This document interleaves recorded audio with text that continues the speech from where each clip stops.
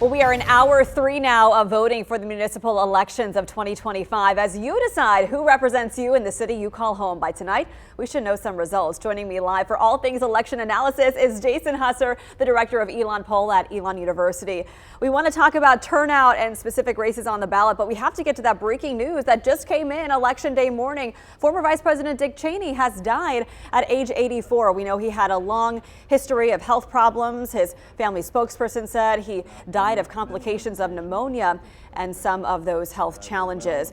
So let's talk about Cheney's influence. He really kind of set the standard for what a VP could be. Historically, the vice presidency was looked at as one of these positions as sort of just waiting around, not much to do. Some past vice presidents said it was the most boring job.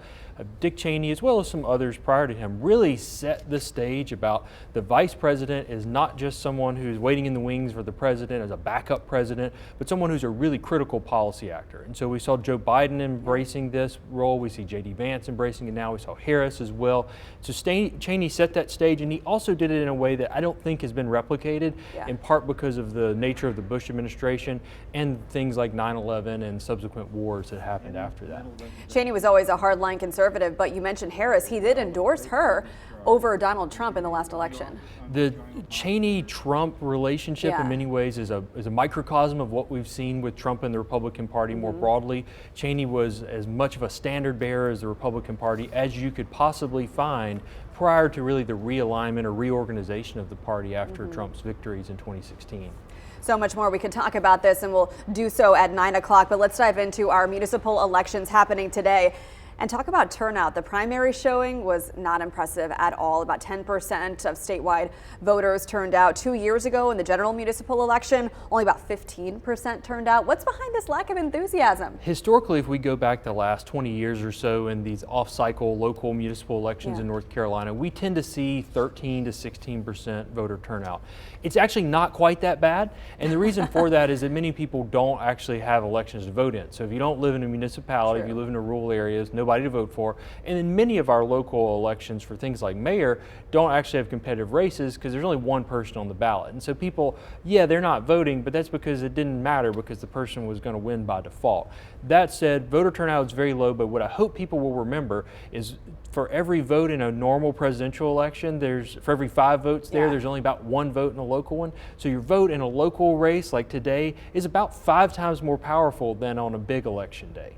There are some competitive mayoral races with 2 really strong candidates. Let's start with Greensboro. You have former mayor Robbie Perkins versus current mayor pro tem Mary Kay Abuzawader, collectively bringing years of experience in politics and in Greensboro to the ticket today. What do you think the outcome could be? Often with local elections, we don't see much competition at all. And when we do, it's typically like one really well-known, really experienced person. It's a bit unusual for a mid-sized city like Greensboro to have 2 people who have such long backgrounds of experience. I think that can drive up voter turnout. It can also mean that after the election, whoever is elected is much more likely to hit the ground running, have a clear policy agenda, and know how to navigate the bureaucracies of the city of Greensboro. Whoever wins that race, by the way, will be on with us tomorrow. So let's talk about Burlington. There's an interesting election happening there, and I can pull up a graphic here so you can see the candidates.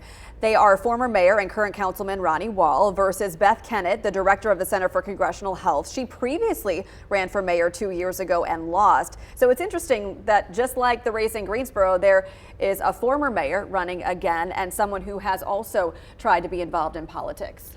Burlington is also not a race of rookies. We have a very well-established current councilman, former mayor, high school principal, person very well integrated in the community, and someone in Kennett who's had broad support by Democrats and other sort of grassroots activists in the region. So we're in a spot in Burlington where there's a lot of attention and I think pretty different visions, given that the race has really taken on a partisan flair, even though it's technically a nonpartisan race. So let's move quickly to Asheboro, which is going to have a new mayor for the first time in 16 years. David Smith is not seeking re-election. So you have current one-term councilman Joey Trogdon versus longtime city councilman Eddie Burks. Trogdon got the most votes in the primary. How could this shake out?